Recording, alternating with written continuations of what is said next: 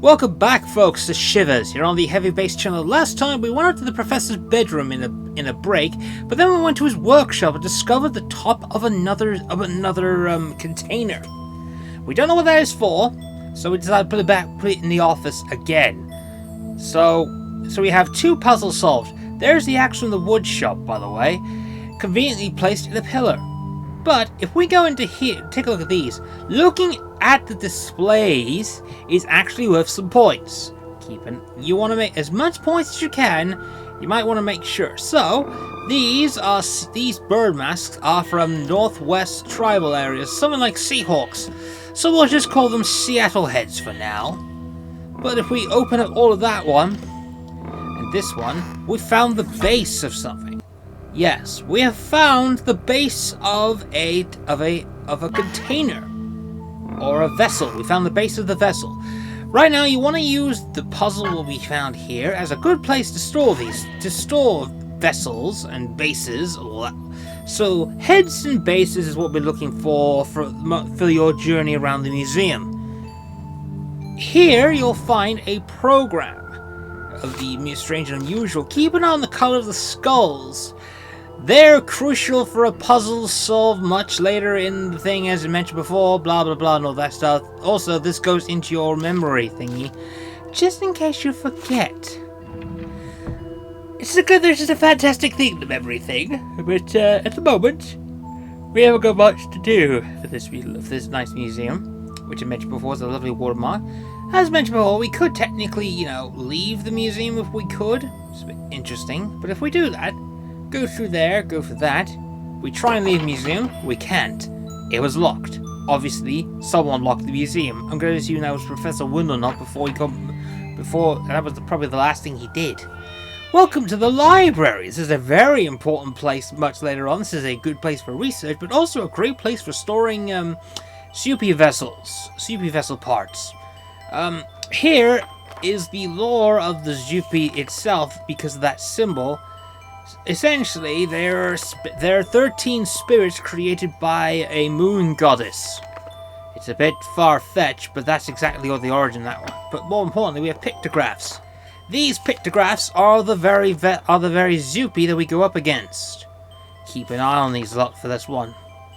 The one that we found the vessel for earlier is actually sand, whilst a couple of the things, including the very thing that killed Professor Windlenut, was stone. So we found the stone. So we confirmed that the professor was killed by the stone SCUMM, who's now loose in the world.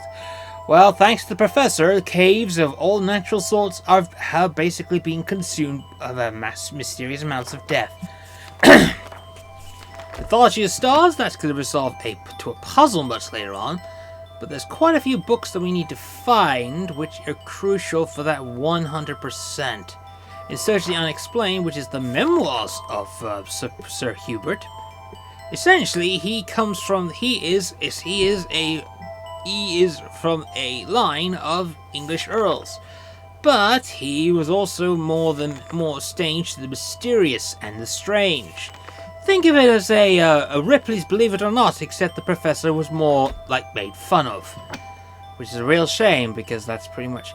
Also, you may want to notice a candelabra in the room. That is where a SCUMM is. But also the Egyptian hieroglyphics that we saw with the professor's body is technically also missing a book. Move the ladder. You probably may notice as well that it probably solves a mystery.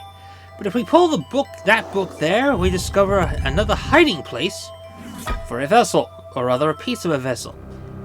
This is the head of the metal SCUMM. Yeah, it's weird. Everyone's a bit weird. You may want to pay attention. Sometimes there is a very important piece of the. There's one vessel that we need to find at some point, which can be randomized, which is the very last bit. But now we're in the secret passages. Yeah, the reason why it's a secret passage is because. This is where one of the kids disappeared to, more or less. And he mentioned that there was something written in one of the elevators. Unfortunately, this is that very elevator. Which means another fucking puzzle to solve. We're not gonna open the bloody thing. That'd be really fucking stupid. I know, it does sound... Don't worry. If it sounds stupid, it probably is. But, again, this is probably not the best way to solve the puzzle.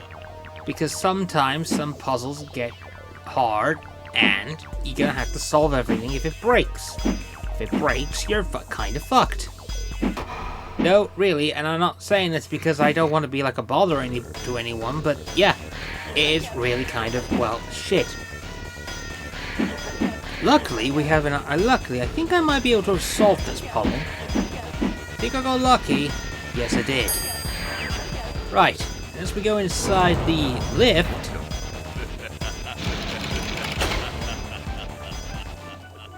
And if we look at the lift, that hastily written thing is... She mentions a trap, but it also mentions a puzzle solution to a puzzle later on.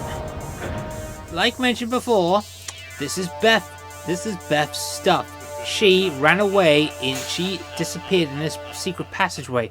Assumingly she was confronted. But then we're gonna take a look at what happened.